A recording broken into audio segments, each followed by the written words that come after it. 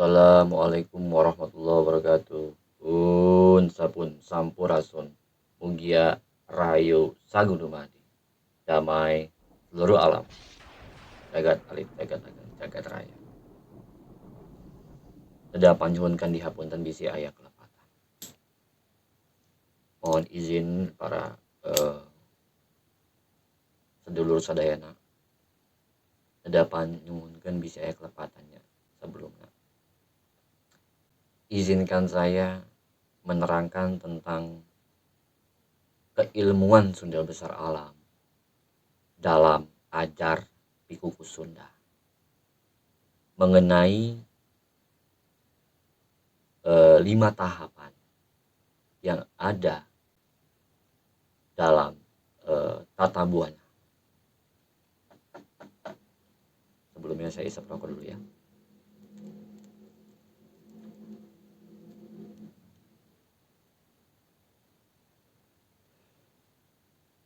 Bukan rokok ini yang nikmat, tapi rasa kita yang masih berfungsi dengan baik. Ada rasa yang Tuhan titipkan dalam diri kita. Baik, kita lanjut ya. Dalam keilmuan Sunda besar alam atau tata buana menjadi 5 tahapan. Yang pertama, alam buana larang. Buana larang ini bisa kita sebut jagat semesta atau alam semesta. Lalu berikutnya ada alam buana panca tengah, di mana alam buana panca tengah ini adalah alam kehidupan atau alam jiwa. Ini alam rasa, alam jagat wayang-wayang. Lalu berikutnya ada alam buana nyungcung,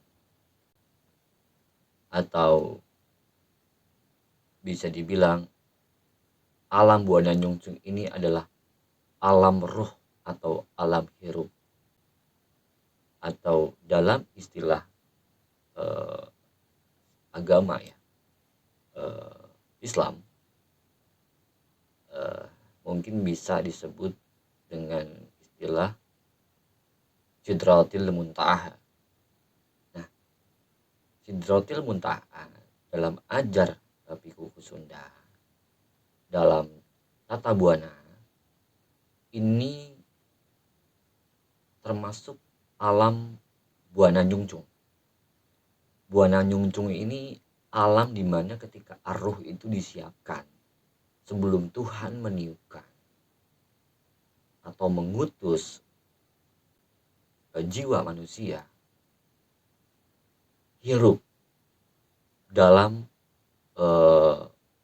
kuring seseorang atau wadak seseorang di dalam janin atau cabang bayi sebelum roh ditiupkan. Nah, buana nyungcung ini adalah alam Sidratil Muntaha, di mana ruh yang cikal bakal sesuatu yang akan hidup di dalam wadah kasal atau raga manusia itu telah disiapkan, telah digariskan ketetapan hidupnya seperti apa. Lalu masuk lagi ke alam berikutnya, yaitu alam buana kayangan. Buana kayangan ini adalah alam di mana ketika kecerdasan itu diturunkan, ketika akal budi atau rasa itu diberikan, atau ketika alam ilmu pengetahuan atau disebutnya parahyang ilmu ya, amal dan akhlak itu disatukan oleh jiwa, oleh raga seseorang. Seperti halnya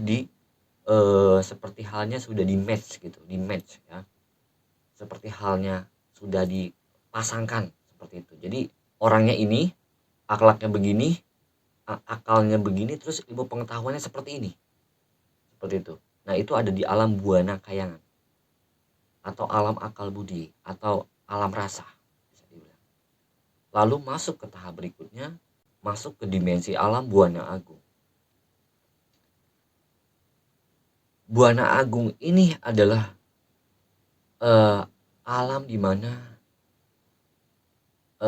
yang maha mutlak atau disebut juga pancer.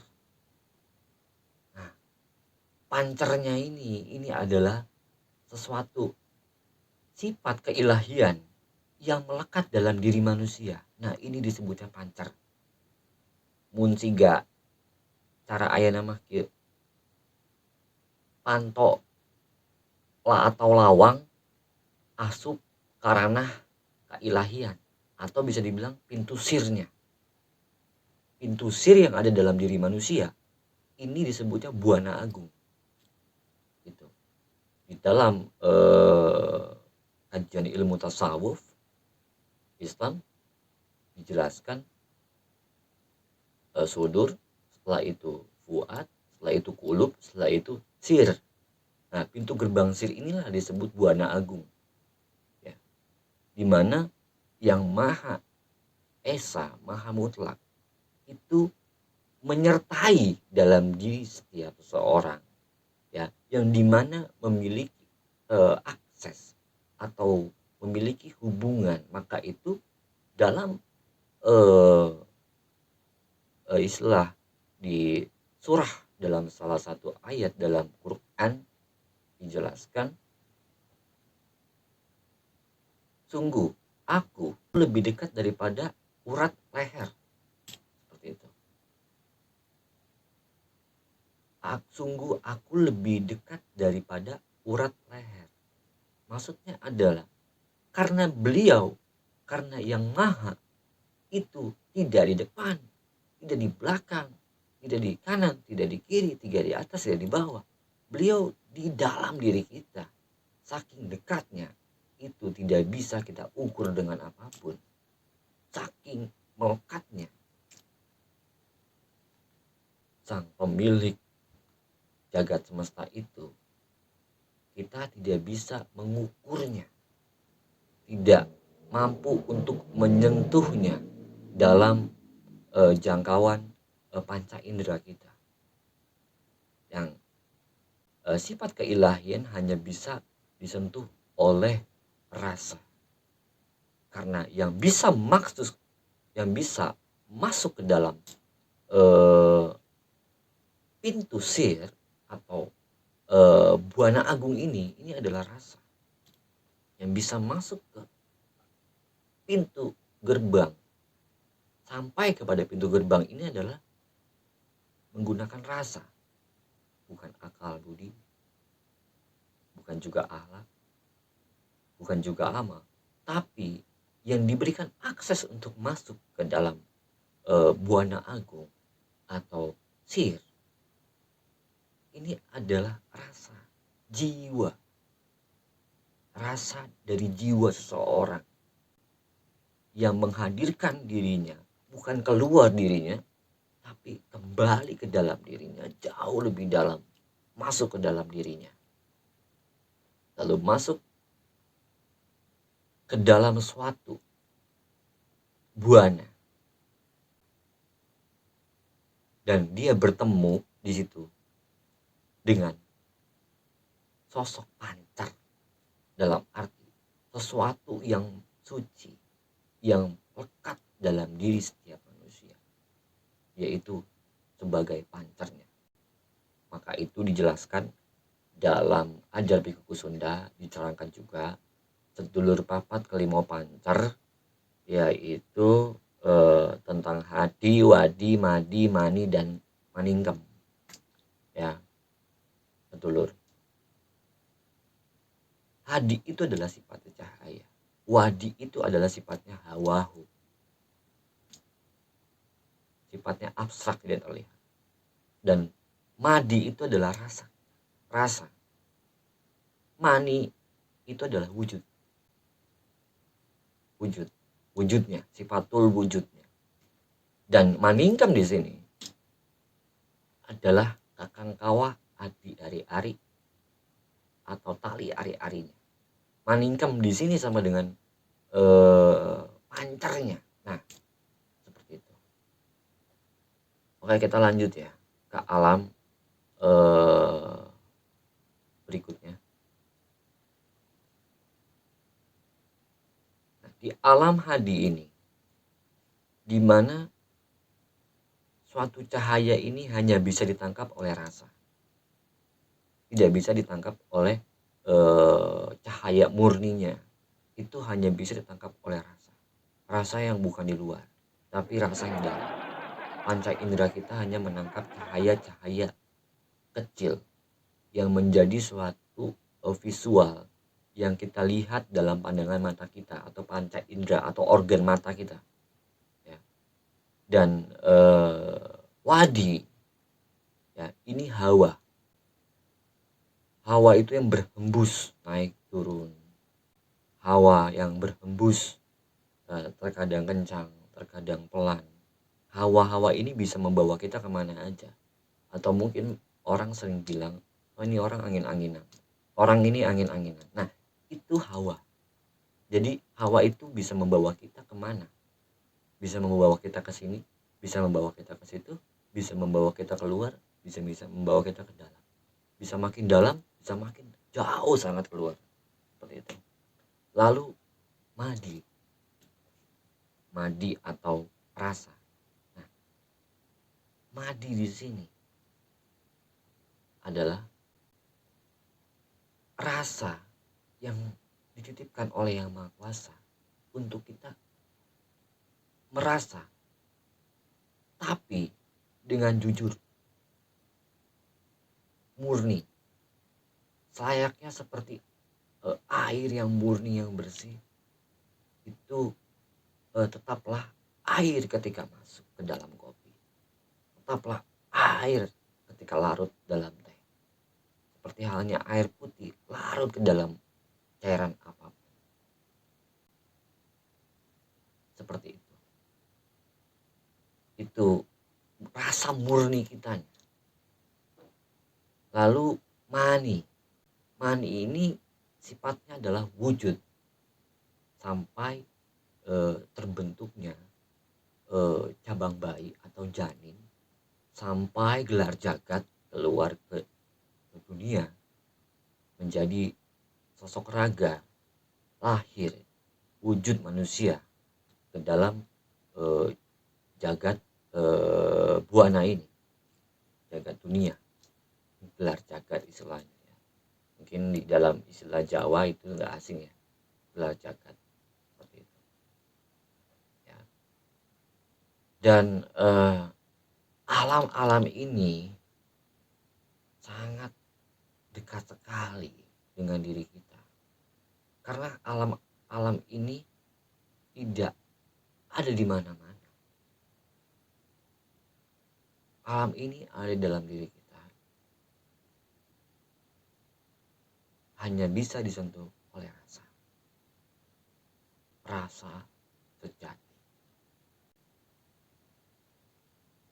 rasa sejati,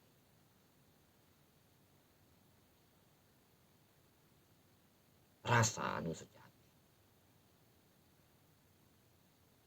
dari Kang Moh Suci, dari Yang Maha. Makanya ketika engkau berbicara dengan akal budimu bisa menipu. Ketika engkau berbicara dengan akhlakmu bisa menipu. Namun tidak ketika dengan pancermu atau diri sejatimu. Dan ini berkaitan dengan adil palamarta.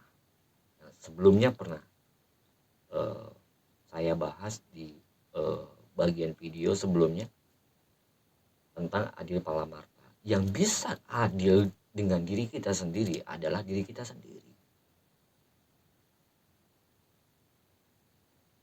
Nah, saya akan kutip satu ayat dalam Quran. Lakum dinukum waliyadin. Din di sini maknanya adalah jiwa. Analoginya, jika engkau lapar, engkau yang makan. Tidak mungkin aku yang makan. Jika engkau haus, engkau yang harus minum. bukan aku yang harus minum. Seperti itu.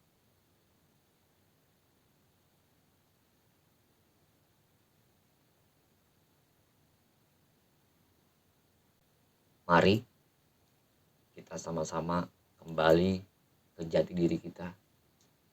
Mari mulih ke asal. Mulih ke asal.